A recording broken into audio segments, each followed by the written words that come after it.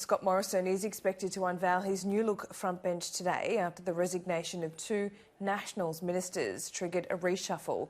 Former Nationals Deputy Leader Bridget McKenzie stepped down from the ministry on Sunday over a sports rorts grant saga. Outgoing Resources Minister Matt Canavan sensationally quit the following day. Nationals MPs Darren Chester and Keith Pitt are expected to be elevated into Cabinet. Mr Chester is tipped to return as Emergency Management Minister, and Mr Pitt is expected to take on the Resources and Northern Australia portfolios. New Deputy Nationals leader David Littleproud is set to regain the Agriculture portfolio.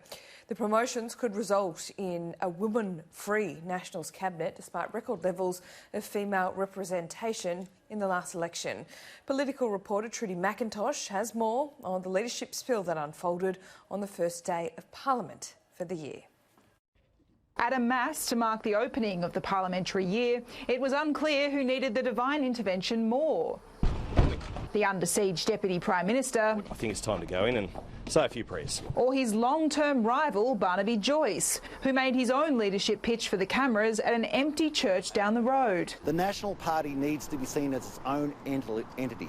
Up on Capitol Hill, Nationals MPs arrived one by one. Some frustrated the parliamentary year was beginning with yet another leadership spill. I just wanted to get it over and done with and get on with the job that we're here for. Both camps backgrounding that they had the numbers, but key McCormick backer Darren Chester was insistent. Yes, sorry, Lord, very confident that Michael still has the numbers. Barnaby Joyce walked into the meeting alone. Michael McCormick flanked by three of his colleagues. And after 40 minutes, the result was clear.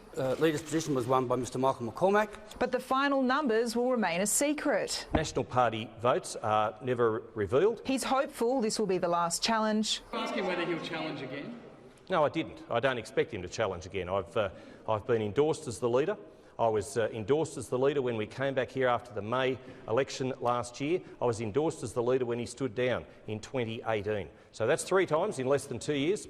I think that's enough to warrant me leading the party going forward. In a statement, Mr Joyce congratulated his rival, saying, "I support the vote of the room and will strive for the re-election of a Morrison-McCormick government, as this is definitely the better outcome for Australia and especially of regional people." The Joyce leadership push overshadowed the race for the deputy leader after Bridget McKenzie resigned amid the sports rorts saga. It was a 3-way contest with David Littleproud defeating Keith Pitt and David Gillespie. This is about now back to business. The shenanigans are over. The spill will trigger changes to the Morrison ministry, but one face not in the new lineup is Matt Canavan, who resigned from the ministry after backing Mr Joyce. Matt Canavan returned to Cabinet. Well, Matt Canavan has resigned his commission as the Resources Minister, and I wish him all the best. Out of Cabinet, but Bridget McKenzie was able to retain one of her roles. The National Party Senate Party Room has appointed myself as Senate Leader. The Prime Minister hopes this ends the infighting within the junior coalition partner. Is it a distraction to all of these important issues to have these questions over the leadership of the Nationals? Not to me. But not all are convinced. Is this the end for Barnaby Joyce if he doesn't win today? I'd never say it's the end for Barnaby. Trudy McIntosh, Sky News, Canberra.